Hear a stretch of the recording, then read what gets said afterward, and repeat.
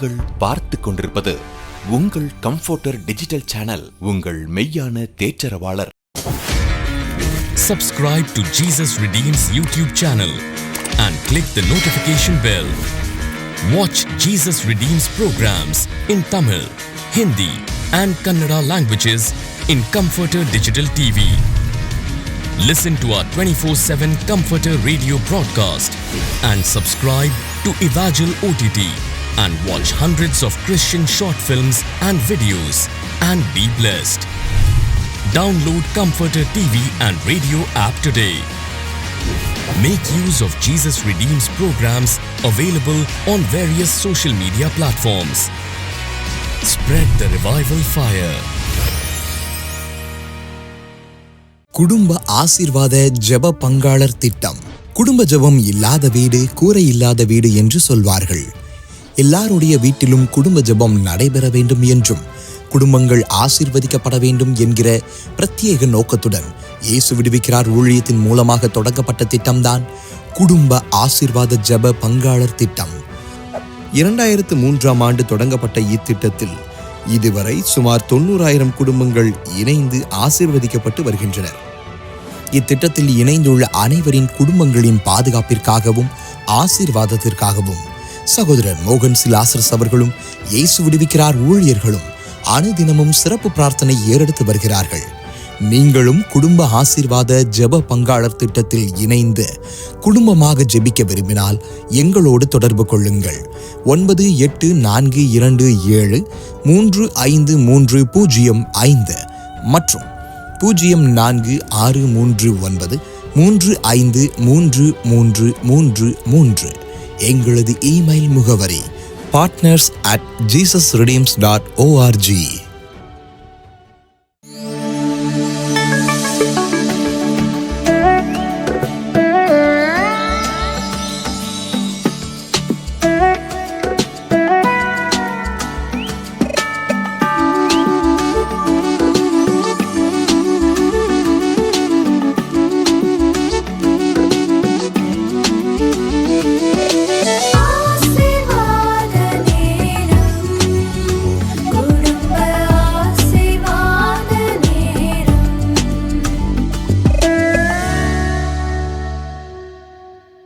பிரியமானவர்களே, இயேசு கிறிஸ்துவின் இனிதான நாமத்தில் உங்களுக்கு எங்களுடைய அன்பின் வாழ்த்துக்கள். வாரத்தோட முதல் நாள் காலையில நீங்க இயேசுடைய பாதத்தில் அமர்ந்திருக்கிறீங்க. எப்படி இருக்கிறீங்க? நல்லா இருக்கிறீங்களா? இல்லை வாய் மட்டும் நான் நல்லா இருக்கிறேன் அப்படின்னு நீங்க சொல்றீங்களா? இல்லை சோர்வு இருக்குல்ல, உங்களுக்கு ஏதோ ஒருத்தர சோர்ந்து போயிருக்கிறேன் அப்படின்னு யோசிக்கிறீங்களா? இல்லை ஏதோ நினைச்சு கலங்கிட்டு இருக்கிறீங்களா? ஏதோ ஒரு விஷயம் உங்களை பாதிச்சிட்டு இருக்குல்ல? அந்த மாதிரி நிறைய பேர் நீங்க இந்த நிகழ்ச்சியை பார்த்துட்டு இருக்கிறீங்கல்ல. நான் எப்படி இருந்தேன்னு தெரியுமா? நான் என்னோட குடும்பம் எப்படி இருந்தது தெரியுமா? நான் இப்போ இவ்வளோ கஷ்டப்பட்டுட்டு இருக்கிறேன். ஏன் தான் எனக்கு இந்த நிலைமை வரணும் அப்படின்னு நான் இருக்கிறேன் அப்படின்னு யோசிச்சுட்டு இருக்கிறீங்களா? எனக்கு எதுக்கு தான் இந்த கல்யாணம் பண்ணேன் அப்படின்னு யோசிக்கிறீங்களா? இப்படி பல வகையான கேள்விகளோட நீங்க உட்கார்ந்துருக்கிறீங்கல்ல. நான் ஒரு காலத்துல ஆண்டவரோட பிள்ளையா இருந்தேன். இயேசுன்னா அப்படி பக்தியா இருந்தேன். எனக்கு இந்த நிலைமை வரணுமா அப்படின்னு சொல்லி உங்க சூழ்நிலையை நினைச்சு நீங்க கலங்கி கொண்டு உங்களையே நீங்க கேள்வி கேட்டு கொண்டு இருக்கலாம். இல்ல ஆண்டவரை கேள்வி கேட்டு கொண்டு இருக்கலாம். இல்ல உங்க வாழ்க்கையில ஏதோ ஒரு குறைவு நிமித்தம் நீங்க பாதிப்புனால எனக்கு ஏன் இந்த நிலைமை, ஏன் இப்படி அப்படின்னு சொல்லி பல வகையான கேள்விகளோட நீங்க இந்த இடத்துல அமர்ந்திருக்கலாம். காலையில எழும்புனதுல இருந்து இந்த கேள்வி உங்களுக்குள்ள ஓடிக்கிட்டே இருக்கலாம். ஏதோ ஒரு பாதிப்புல நிமித்தம் இந்த கேள்வியோட அநேகர் இந்த நிகழ்ச்சியை நீங்க பார்த்துட்டு இருக்கிறீங்கல்ல. ஒரு விஷயத்த நீங்க மறந்துடாதீங்க. இந்த சூழ்நிலையிலும் ஆண்டவரோட சத்தத்துக்கு செவி கொடுங்க. இந்த மாதிரி சோர்வு இருக்கும்போதும் சரி, இந்த மாதிரி பயமான ஒரு சூழ்நிலை போகும்போதும் சரி, நம்மளுடைய மனசு எப்பவுமே ஸ்டில்லா இருக்காது, அதாவது அமைதியா இருக்காது. அப்போ ஆண்டவரோட பேசுறத நம்மளால கேட்க முடியாது. நம்ம எப்பவுமே யோசிச்சுக்கிட்டே இருக்கிறதுனால கொஞ்ச நேரம் அமைதியா ஆண்டவர் உங்களோட பேசுறாரு. நீங்க சொன்னீங்கல்ல, நான் ஆண்டவரோட பிள்ளையா தானே இருந்தேன், நான் இயேசுவுக்கு பக்தியா தானே இருந்தேன், நான் நல்லா ஜெபிக்க தானே செஞ்சேன், வேதத்தை தியானிக்கிற மகளா தானே இருந்தேன், ஆனா எனக்கு ஏன் இந்த நிலைமை அப்படின்றீங்கல்ல. நீங்க உண்மையா இயேசப்பா பிள்ளையா இருந்ததுனால இயேசு உங்களோட பேசுவார். கொஞ்சம் அவருடைய சத்தத்துக்கு செவி கொடுங்க. இந்த சூழ்நிலையில இப்போ நீங்க போய் கொண்டிருக்கிற அந்த பாதையில இயேசு ஏதோ ஒரு காரியத்தை உங்களுக்கு கற்றுக் கொடுக்க விரும்புகிறார். அது என்னன்னு பாருங்க. அது அது நிமித்தம் உங்க வாழ்க்கை ஆசீர்வதிக்கப்படும். அந்த காரியத்தை நீங்க கற்றுக்கொண்டீங்க அப்படின்னா, அந்த காரியத்துல நீங்க உடைக்க நீங்க இடம் கொடுத்தீங்க அப்படின்னா, சில நேரத்துல ஒரு காரியத்தை கற்றுக்கொள்ள வேண்டிய சூழ்நிலை வரும். சில நேரத்துல உங்களுடைய சுபாவத்தை மாற்றுகிற மாதிரி ஒரு காரியத்தை சொல்லிக் கொடுக்கலாம். சில நேரத்துல உங்ககிட்ட இருந்து ஒரு விஷயத்தை எடுத்து போடுறதுக்கான சூழ்நிலையாக கூட இருக்கலாம். அது என்னன்னு ஆண்டவருடைய சத்தத்துக்கு நீங்க செவி கொடுங்க. அப்படி செவி கொடுக்கும்போது அந்த காரியம் உங்க வாழ்க்கையில ஆசீர்வாதமாக முடியும். அதை விட்டுட்டு இயேசுவை நான் ஏன் இப்படி நான் வச்சிருக்கிறாரு, ஏன் இப்படிலாம் இருக்குது அப்படின்னு சொல்லி உங்க விசுவாசத்துல போராடாதீங்க. சரியா? இப்ப இந்த விசுவாச போராட்டம்லாம் இருக்குது. இருந்தாலும் இந்த சூழ்நிலையும் முதலாவது இயேசுவை நம்ம துதிச்சு பாட போறோம். என்ன பாட்டு பாடலாம்? அழகானவர், அருமையானவர். உண்மையாவே அவர் அழகானவர், அருமையான தேவன். அந்த இயேசுவை துதிச்சு நம்ம பாடலாமா?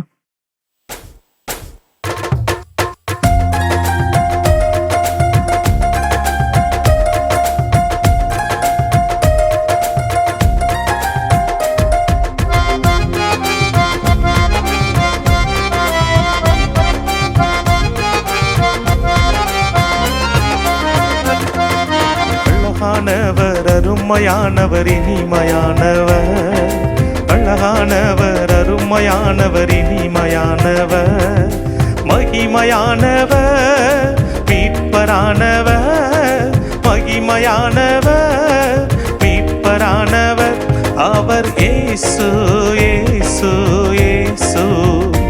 அவர் இயேசு, இயேசு, இயேசு. அழகானவர், அருமையானவர், இனிமையானவர். அழகானவர், அருமையானவர், இனிமையானவர். மகிமையானவர், மீட்பரானவர். மகிமையானவர், மீட்பரானவர். அவர் இயேசு, இயேசு, இயேசு. அவர் இயேசு, இயேசு, இயேசு. சேனைகளின் கர்த்தர் நம் மகிமையின் ராஜா, என்றும் நம்மோடு இருக்கும் இம்மானுவேலன். சேனைகளின் கர்த்தர் நம் மகிமையின் ராஜா, என்றும் நம்மோடு இருக்கும் இம்மானுவேலன். இம்மட்டும் இனிமேலும் எந்த நேசர், இம்மட்டும் இனிமேலும் எந்த நேசர். என்னுடையவர் என் ஆத்மநேசரே, என்னுடையவர் என் ஆத்மநேசரே. அழகானவர், அருமையானவர், இனிமையானவர். அழகானவர், அருமையானவர், இனிமையானவர். மகிமையானவர், மீட்பரானவர். மகிமையானவர், மீட்பரானவர். அவர் இயேசு, இயேசு, இயேசு. அவர் இயேசு, இயேசு, இயேசு. கண்மலையும் கோட்டையும் துணையுமானார், ஆற்றி தேற்றி காத்திடும் தாயுமானவர். கண்மலையும் கோட்டையும் துணையுமானார், ஆற்றி தேற்றி காத்திடும் தாயுமானவர். என்றென்றும் நடத்திடும் எந்தன் ராஜா, என்றென்றும் நடத்திடும் எந்தன் ராஜா. என்னுடையவர் என் நேச கர்த்தரே, என்னுடையவர் என் நேச கர்த்தரே. அழகானவர், அருமையானவர், இனிமையானவர்.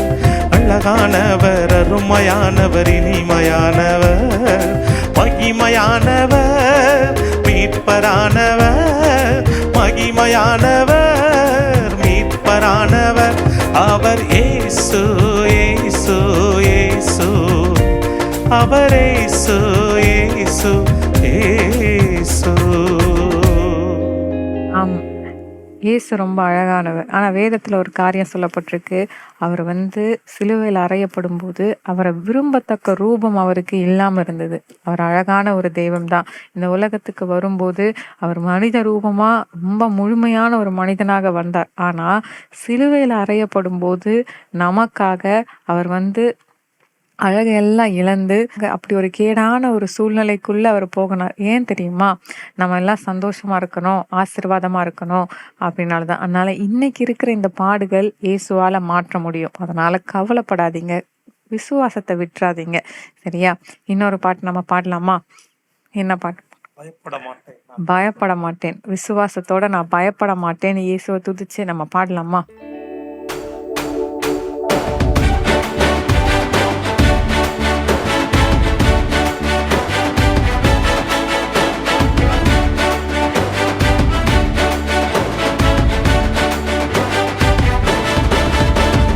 பயப்பட மாட்டேன், நான் பயப்பட மாட்டேன், பயப்பட மாட்டேன், நான் பயப்பட மாட்டேன். இயேசு என்னோடு இருப்பதனால், இயேசு என்னோடு இருப்பதனால் பயப்பட மாட்டேன், நான் பயப்பட மாட்டேன், பயப்பட மாட்டேன், நான் பயப்பட மாட்டேன். இயேசு என்னோடு இருப்பதனால், இயேசு என்னோடு இருப்பதனால் உதவி செய்கிறார், பலன் தருகிறார், உதவி செய்கிறார், பலன் தருகிறார். ஒவ்வொரு நாளும் கூட வருகிறார், ஒவ்வொரு நாளும் கூட வருகிறார். பயப்பட மாட்டேன், நான் பயப்பட மாட்டேன், பயப்பட மாட்டேன், நான் பயப்பட மாட்டேன். இயேசு என்னோடு இருப்பதனால், இயேசு என்னோடு இருப்பதனால் காற்று வீசட்டும், கடல் பொங்கட்டும், காற்று வீசட்டும், கடல் பொங்கட்டும், எனது நங்கூரம் இயேசு இருக்கிறார், எனது நங்கூரம் இயேசு இருக்கிறார். பயப்பட மாட்டேன், நான் பயப்பட மாட்டேன், பயப்பட மாட்டேன், நான் பயப்பட மாட்டேன்.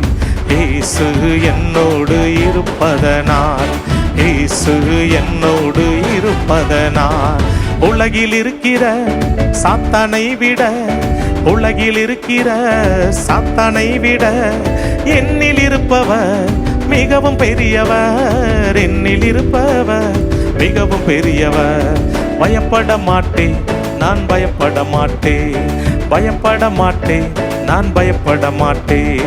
இயேசு என்னோடு இருப்பதனால், இயேசு என்னோடு இருப்பதனால். ஆமேன். பயப்படாதீங்க. உங்களுக்கு ஒரு விஷயம் தெரியுமா? பவுல் பத்தி உங்களுக்கு தெரியும். அவர் நிறைய ஊழியம் செஞ்சிருக்கிறாரு. அவர் மூலமா நிறைய அற்புதங்கள் நடந்திருக்கு, நிறைய அதிசயங்கள் நடந்திருக்கு, மரிச்சவங்க உயிரோட எழும்பி இருக்கிறாங்க. ஆனா அவர் கடைசியா சொன்ன வார்த்தை என்ன தெரியுமா?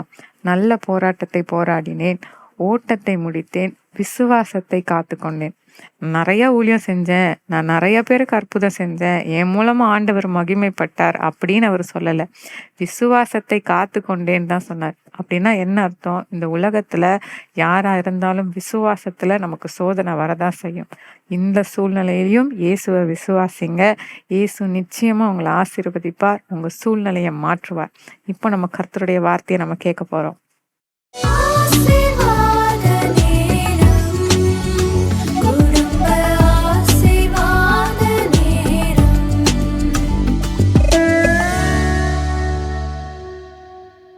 பிரியமானவர்களே, இயேசு கிறிஸ்துவின் நாமத்தில் உங்களுக்கு என் அன்பின் வாழ்த்துக்கள். எப்படி இருக்கீங்க? காலைதோறும் ஆண்டவருடைய கிருபை புதிதாக இருக்கிறாரு. அந்த கிருபை உங்களுடைய குடும்பத்துக்கு ரொம்ப முக்கியம். அப்போ காலைதோறும் நீங்க குடும்பமா தேவனை துதித்து ஜெபிக்கணும். துதிக்க துதிக்க துதிக்கத்தான் கிருபை பெருகும். அநேகருடைய ஸ்தோத்திரத்தினாலே கிருபை பெருகும். அப்போ உங்க வீட்டுக்குள்ள காலையில் எழுந்த உடனே துதி சத்தம், ஜெப சத்தம் கேட்கணும். ஆண்டவரை துதித்து பாடுங்க, ஜெபம் பண்ணுங்க, அந்த வசனத்தை வாசிங்க. இது ரொம்ப முக்கியம். குடும்பமா உட்கார்ந்து பாட்டு பாடி துதித்து வசனத்தை தியானித்து ஜெபிப்பதும் ரொம்ப அவசியம். அதனால உங்க குடும்ப ஜெபத்தை விட்டு விடாதுங்க. குடும்ப ஜெபம் இல்லைன்னா கட்டாயம் நீங்க குடும்பமா தினந்தோறும் ஜெபிக்க ஆரம்பிச்சிருங்க. ஒன்று காலையில அல்லது மாலையில கூட ஜெபிக்கலாம். சிலர் காலையிலையும் மாலையிலேயும் குடும்ப ஜெபம் வச்சிருக்கிறாங்க. உங்க வசதிப்படி குறைந்தது ஒரு நேரமாவது குடும்பமா நீங்க தினமும் கூடி ஜெபிக்கணும். சரியா? அப்போ இந்த நாள்ல நம்ம தொடர்ச்சியாய் வேத வசனத்தை தியானித்து கொண்டு வருகிறோம். எண்ணாகமம் 26ஆம் அதிகாரம் வரைக்கும் தியானித்து கொண்டு வந்திருக்கிறோம். எல்லாம் எடுத்துக்கொள்ளுங்க. எண்ணாகமம் 26ஆம் அதிகாரத்துல 65வது வசனம். பாருங்க, 207வது பக்கம் எடுத்துட்டீங்களா? வனாந்தரத்தில் சாகவே சாவார்கள் என்று கர்த்தர் அவர்களை குறித்து சொல்லி இருந்தார். எப்புன்னேயின் குமாரனாகிய காலேபும் நூனின் குமாரனாகிய யோசுவாவின் தவிர வேறு ஒருவரும் அவர்களில் மீதியாயிருக்கவில்லை. இஸ்ரவேல் ஜனங்களை கர்த்தர் எகிப்தின் அடிமைத்தனத்தை அந்த வழி நடத்தி கொண்டு வந்தார்ல, அப்போ அவங்க 40 வருஷம் வனாந்தரத்துல சுற்றி திரியும்படி கர்த்தர் பண்ணினார். 40 நாளுக்குள்ள போயிடலாம். அந்த தேசத்துக்குள்ள பெருங்கூட்டமா போறதுனால 40 நாளுக்குள்ள அந்த தேசத்தை பிடிச்சு உள்ள போயிருக்கலாம். ஆனா 40 வருஷம் ஆக்கினார். ஏன்? அவங்க முறுமுறுத்தாங்க, ஆண்டவருடைய வல்லமை சந்தேகப்பட்டாங்க, கேள்வி எழுப்பினாங்க. அதனால வனாந்தரத்தில் முறுமுறுத்தவங்க எல்லாம் இறந்து போயிடுவாங்கன்னு சொல்லி அங்கிருந்து எகிப்திலிருந்து புறப்பட்டதுல 2 பேரை தவிர எல்லாருமே வனாந்தரத்துல இறந்துட்டாங்க. பல லட்சம் பேர் இறந்து வனாந்தரத்தில் அடக்கம் பண்ணப்பட்டு போனார்கள். அந்த 2 பேரை குறித்த வசனம் காலேபும் யோசுவாவும். இந்த 2 பேர் தான் உயிரோடு இருந்து கானான் தேசத்துக்குள்ள போனாங்க. மோசே கூட உள்ள போக முடியல கானானுக்குள்ள. அவர் தூரத்துல இருந்து பார்த்தார், அவ்வளவுதான். ஏன்னு சொன்னா அவரும் கூட ஒரு கோபப்பட்டு ஆண்டோடைய நாமத்தை பரிசுத்தப்படுத்தாதபடி ஒரு கேர்லெஸ்ஸா இருந்துட்டார். அதனால உண்டான ஒரு பாதிப்பு. அப்போ காலேபு யோசுவா 2 பேரை பற்றி வேதம் என்ன சாட்சி கொடுக்கன்னா, அவங்க விசுவாசித்தார்கள். அப்ப சூழ்நிலை பார்க்காதபடி கர்த்தர் நல்ல தேசத்தை தந்திருக்கிறார், அந்த தேசத்தை நாம பெற்றுக்கொள்ளுவோம், அங்கே போய் நம்ம சந்தோஷமாய் மகிழ்ச்சியாய் வாழ போகிறோம் என்பதை விசுவாசித்தாங்க. மற்றவங்க எல்லாம் விசுவாசிக்கல, முறுமுறுத்தாங்க. இது எப்படி நடக்கும்? அங்க ராஜ்யத்தில் இருக்கிறாங்க, பெரிய பெரிய கோட்டெல்லாம் இருக்குது, ராஜாக்கள் இருக்கிறாங்க, இதெல்லாம் எப்படி ஜெயித்த நம்ம சுதந்திரிக்க முடியும் அப்படின்னு சந்தேகப்பட்டு முறுமுறுத்தாங்க. அது கர்த்தரை இன்சல்ட் பண்ணுவ மாதிரி. கர்த்தரை அவிசுவாசமா நம்ம நினைக்கும் போது கர்த்தருடைய காரியத்தை அவரை இன்சல்ட் பண்ணி கொண்டு இருக்கிறோம் என்ற அர்த்தம். அதனாலதான் ஆண்டவர் இந்த 2 பேரை தவிர மற்ற எல்லாரையும் மரணத்துக்கு ஒப்பு கொடுத்து விட்டார். இந்த 2 பேரும் விசுவாசத்துல உறுதியா இருந்தாங்க. ஆண்டவர் தருவார், ஆண்டவர் கொண்டு வந்திருக்கிறார், கர்த்தருடைய நாமத்தினால நம்ம ஜெயிப்போம், நம்ம சாதிப்போம் அப்படின்ற ஒரு உறுதியான விசுவாசம் அவளுக்குள்ள இருந்தது. அவிசுவாசம் பாவம். அவிசுவாசம் தேவனுடைய ஆசீர்வாதத்தை தடுத்து விடும். அவிசுவாசம் நம்ம வீட்டுக்குள்ள இருக்கிற கர்த்தருடைய பிரசன்னத்தை குலைத்து விடும். விசுவாசத்துல உறுதியா இருக்கணும். இயேசு என் கூட இருக்கிறார், எங்க கூட இருக்கிறார், எங்க குடும்பத்தோடு இருக்கிறார், எங்க குடும்பம் இயேசுடைய குடும்பம், அவரு தான் எங்களை மீட்டு கொண்டார். அதுல உறுதியா இருங்க. அப்ப உறுதியா இருக்கும்போது என்ன நடந்தாலும் ஆண்டவர் அதை மாற்றி தருவார். ஏன் எனக்கு இப்படி நடக்கணும், எனக்கு மட்டும் எப்படி நடக்கணும், நான் என்ன அவ்வளவு பெரிய பாவம் செஞ்சுட்டேன், அவங்க செய்யலையா, இவங்க செய்யலையா, அந்த குடும்பத்துல செய்யலையா, இந்த மாதிரி முறுமுறுப்பது, கேள்வி கேட்பது, அடுத்தவர்களை ஒப்பிட்டு பேசுவது, இதெல்லாம் நம்ம செய்யக்கூடாது. அது உங்களுடைய குடும்பத்துக்கே ஒரு ஆசீர்வாதத்தை கேடாக முடிந்து விடும். அதனால யார் எப்படி வேணாலும் இருக்கட்டும், நீங்க உங்க குடும்பம் ஜெபிக்கிற குடும்பம், துதிக்கிற குடும்பம், ஆண்டவரை விசுவாசிக்கிற குடும்பமா இருக்கணும். அப்போ முறுமுறுப்பு இல்லாமல் விசுவாசிக்கும் போதுதான் ஆண்டவர் அற்புதம் செய்ய முடியும். அதனால இந்த நாள் ஆண்டவர் பேசுறாருல உங்களோட, நீங்க சந்தேகப்பட்டு முறுமுறுத்ததுனால வேலையை இழந்துட்டீங்க, வருமானத்தை இழந்துட்டீங்க, கர்த்தர் கொடுத்த நன்மையை நீங்க இழக்க வேண்டிய சூழ்நிலை வந்துவிட்டது. இன்றைக்கு உங்களுடைய விசுவாசத்தை அறிக்கையிடுங்க. இயேசுவை நான் நேசிக்கிறேன், அவர் கூட இருக்கிறார், அவருடைய வல்லமை பெரிது, இயேசு கிறிஸ்துவின் நாமத்தில் நாங்கள் ஜெயம் எடுக்கிற அவருடைய துதிங்க, அற்புத மாற்றத்தை காண்பீங்க. அதுக்கு தான் ஆண்டவர் இன்றைக்கு உங்களோட கூட பேசி கொண்டு இருக்கிறார். சரியா? அப்போ இந்த வசனத்தின்படி நீங்களும் யோசுவா மாதிரி, காலை மாதிரி விசுவாசத்துல உறுதியா இருக்கணும். அதுதான் ரொம்ப முக்கியம். அவங்க 2 பேருமே சூழ்நிலையை பார்க்கல, கர்த்தருடைய வல்லமை பார்த்தாங்க. நீங்க ஏன் பயந்து கொண்டு இருக்கிறீங்க? நீங்க சூழ்நிலையை பார்க்குறீங்க, இவ்வளோ கடன் ஆயிட்டு, இதெல்லாம் எப்படி அடைச்சிட்டு வர போறோம், இவ்வளோ பெரிய வியாதி வந்துட்டு, இதெல்லாம் இப்படி மாறப்போகுது, இந்த மாதிரி பிரச்சனை சூழ்ந்து வந்துட்டு, ஏதோ இருக்கிற வரைக்கும் ஒப்பேத்தன, அவ்வளோதான், மாற்றம் வருமா தெரியாது, நீ கலங்கி நிற்கிறீங்களா? விசுவாசிங்க. இயேசுவால மாற்ற முடியும், இயேசுவால தடைகளை நீக்க முடியும், இயேசுவால தேவைகளை சந்திக்க முடியும், இயேசுவால உங்களுக்கு ஒரு அற்புதம் செய்ய முடியும். நீங்க அதை விசுவாசத்தை அறிக்கையிடணும். அப்படி சொல்லி அறிக்கையிட்டு ஜெபிக்கும் போது தேவனுடைய உள்ள மகிழும். நான் விசுவாசிக்கிற ஆண்டவரே, நான் உம்மை சந்தேகப்பட மாட்டேன். எங்க குடும்பத்தை நீங்க நேசிக்கிறீங்க, எனக்காக மரித்து உயிர்த்தெழுந்தீங்க, இப்போ என் ஜெபத்தை கேட்டு ஆசீர்வதிக்கிறீங்க, நான் விசுவாசிக்கிறேன் அப்படின்னு சொல்லி நீங்க விசுவாசத்தை அறிக்கையிட்டு ஜெபிக்கும் போது அற்புதம் நடப்பதை பார்ப்பீங்க. இப்ப நம்ம ஜெபிக்க போகிறோம். உங்களுக்கு ஒரு அற்புதம் தேவை, ஒரு விடுதலை தேவை, ஒரு ஆசீர்வாதம் தேவை. உங்க குடும்பத்துக்கு விரோதமாய், உங்களுக்கு விரோதமாய் சாத்தான் எழும்பி அவன் ஜெபத்தை தடுக்க பிரயாசப்படுகிறான், உங்களுடைய சந்தோஷத்தை கெடுக்க பிரயாசப்படுகிறான். இந்த நேரத்துல நீங்க எழும்பணும். ஆண்டவருக்கு சாட்சியாய் குடும்பமாய் நிற்க விசுவாசத்தோட எழும்பணும். அதுக்கு தான் கர்த்தர் உங்களோட பேசுகிறார். அப்படியே நம்ம முழங்கால் படியிட்டு ஜெபிக்க போகிறோம். அப்படியே முழங்கால் படியிடுங்க. ஆண்டவரை துதிக்கணும். ஆண்டவரை சந்தேகத்தின் ஆவி, அந்த மாதிரி பாவத்தை மன்னியும், சந்தேகப்பட்டது, முறுமுறுத்தது, ஆண்டவரை குறை சொன்ன பாவம், அதையெல்லாம் அறிக்கையிடுங்க. இதுதான் உங்களுடைய ஆசீர்வாதத்துக்கு தடை. ஆண்டவரையே குறை சொன்னீங்களே, எனக்கு மட்டும் ஏன் இப்படி நடக்கணும்? ஆண்டவருக்கு மேல அக்கறை இல்லை, அன்பு இல்லை, மறந்துட்டாரு, இயேசுவை குற்றப்படுத்தினோமே, இதெல்லாம் மன்னி ஆண்டவரை கேளுங்க. வாய் திறந்து கேளுங்க. ஆண்டவரை மன்னிச்சிரும். அவிசுவாசத்தை இடம் கொடுத்துட்டேன், தவறான நம்பிக்கைக்கு இடம் கொடுத்துட்டேன், மன்னியும். ஆண்டவரே, உம்முடைய அன்பை சரியான புரிந்து கொள்ளலை, தெரிந்து கொள்ளலை, முறுமுறுத்தேன், கோபப்பட்டேன், இந்த பாவத்தை எல்லாம் கர்த்தர் மன்னியும், மன்னியும். என்னை ஒப்பு கொடுக்கிறேன், அறிக்கை இடுகிறேன். இப்பொழுது அர்ப்பணித்து என் குடும்பத்துக்காக ஜெபிக்கிறேன். எங்க வீட்டுக்குள்ள ஆசீர்வாதம் உண்டாகணும், தடைகள் விலகணும், காரியங்கள் வாய்க்கணும், அற்புதங்கள் நடக்கணும், பண பிரச்சனை எல்லாம் நீங்கணும், கடன் பிரச்சனை மாறணும், தொழில் ஆசீர்வதிக்கப்படணும். இயேசுவின் நாமத்தில் ஆண்டவரே, இங்க தெருவில் இருக்கிற எல்லாரும் இந்த சத்தியத்தை அறியணும், அவங்களும் ரட்சிக்கப்படணும், அறியணும், வேதத்தை வாசிக்கணும். ஆண்டவரே, எங்களுடைய மாவட்டத்துக்காக ஜெபிக்கிறேன்.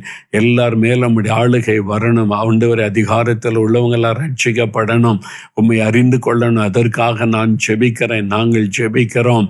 தகப்பனே, ஒவ்வொருவரை நீ தொடுகிறதற்காக, ஆசீர்வதிக்கிறதற்காக உமக்கு ஸ்தோத்திரம். ஆண்டவரே, இந்த நாள் முதல் உங்களுடைய தேசத்திலும் இந்த ஆசீர்வாதம் உண்டாகட்டும். தமிழ்நாட்டை ஆசீர்வதியும், இந்தியாவை ஆசீர்வதியும், ஆளுகிறவர்கள் மீது உம்முடைய கரம் இருக்கட்டும், அவர்களை பயன்படுத்தும். ஆண்டவரே, ஒப்பு கொடுத்த நாங்கள் ஜெபிக்கிறோம். ஆண்டவரே, எங்களுடைய ஜெபத்தை கேட்டதற்காக ஸ்தோத்திரம்.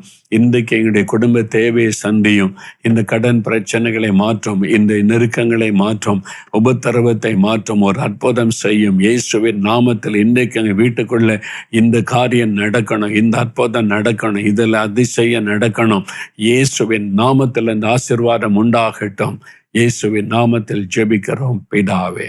ஆமேன், ஆமேன். என் ஆத்துமாவே கர்த்தரை சோஸ்தரி, என் முழு உள்ளமையுடைய பரிசுத்தமுள்ள நாமத்தை சோஸ்தரி. என் ஆத்துமாவே கர்த்தரை சோஸ்தரி, அவர் செய்த சகல உபகாரங்களை மறவாதே. ஆமேன், ஆமேன். எங்கள் குடும்பம், எங்கள் குடும்பம், எங்கள் குடும்பம், இயேசுவின் குடும்பம், மகிழ்ச்சியான குடும்பம், ஆசீர்வாதமான குடும்பம். இயேசுவே குடும்ப தலைவர், இயேசுவே குடும்ப டாக்டர், இயேசுவே குடும்ப நண்பர், இயேசுவே எங்களுக்கெல்லாம். இயேசுவே குடும்ப தலைவர், இயேசுவே குடும்ப டாக்டர், இயேசுவே குடும்ப நண்பர், இயேசுவே எங்களுக்கு. This program is sponsored by Mr. Sivakumar and Mrs. Uma Maheshwari, Erode. Happy birthday, brother Samuel. ஆதியாகமம் 12:2 படி, நான் உன்னை ஆசீர்வதித்து உன் பெயரை பெருமைப்படுத்துவேன் என்று கர்த்தர் சொல்லுகிறார். Brother Ansal Reji and family, United Arab Emirates.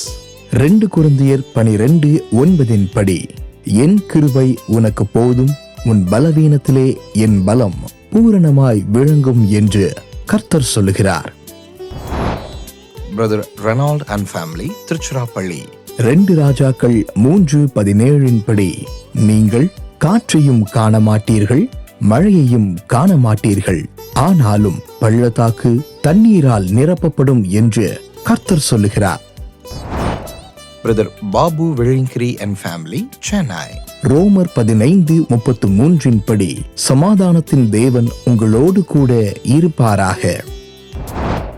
Mister Daniel Raj and missus Jebaselvi, Salem. 2 தெசலோனிக்கேயர் 3:16 படி, சமாதானத்தின் கர்த்தர் தாமே எப்பொழுதும் சகல விதத்திலும் உங்களுக்கு சமாதானத்தை தந்தருளுவாராக. Brother Solomon and family, Kanyakumari. ஏசாயா 48:18 படி, உங்கள் சமாதானம் நதியைப் போலும் உங்கள் நீதி சமுத்திரத்தின் அலைகளைப் போலும் இருப்பதாக. Brother Venkatachalam and family, Puduchatram, Namakkal. சங்கீதம் 122:7 படி, உங்கள் அலங்கத்திற்குள்ளே சமாதானமும் உங்கள் அரமனைக்குள்ளே சுகமும் இருப்பதாக. Sister Beulah Vince and family, Kanniyakumari. 2 சாமுவேல் 7:29 படி, உங்களின் வீடு என்றென்றைக்கும் கர்த்தருக்கு முன்பாக இருக்கும்படி கர்த்தர் அதை ஆசீர்வதிப்பாராக. Sister Deepa Stephen and family, Selaiyur, Chennai. யோவேல் 2:26 படி, நீங்கள் ஒருபோதும் வெட்கப்பட்டு போவதில்லை என்று கர்த்தர் சொல்லுகிறார். Sister Aarthi and family, Chennai. எரேமியா 31:14 படி, நீங்கள் கர்த்தர் அளிக்கும் நன்மையினால் திருப்தியாவீர்களாக.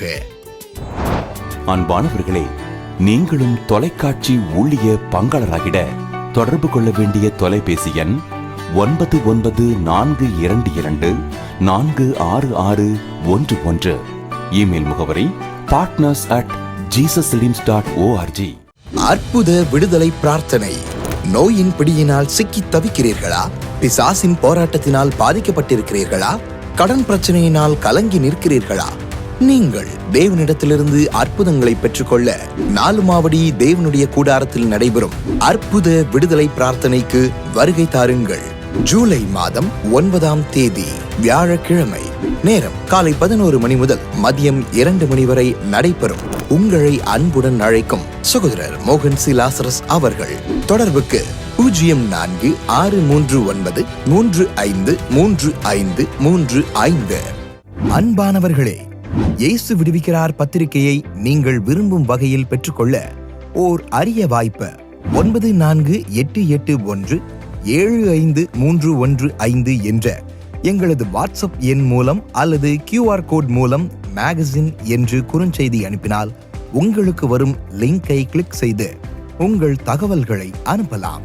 உங்கள் தகவல்களை பத்திரிகை வாசகர் புதுப்பித்தல் படிவத்தில் அச்சிட்ட பத்திரிகை தபாலில் பெற விருப்பமா?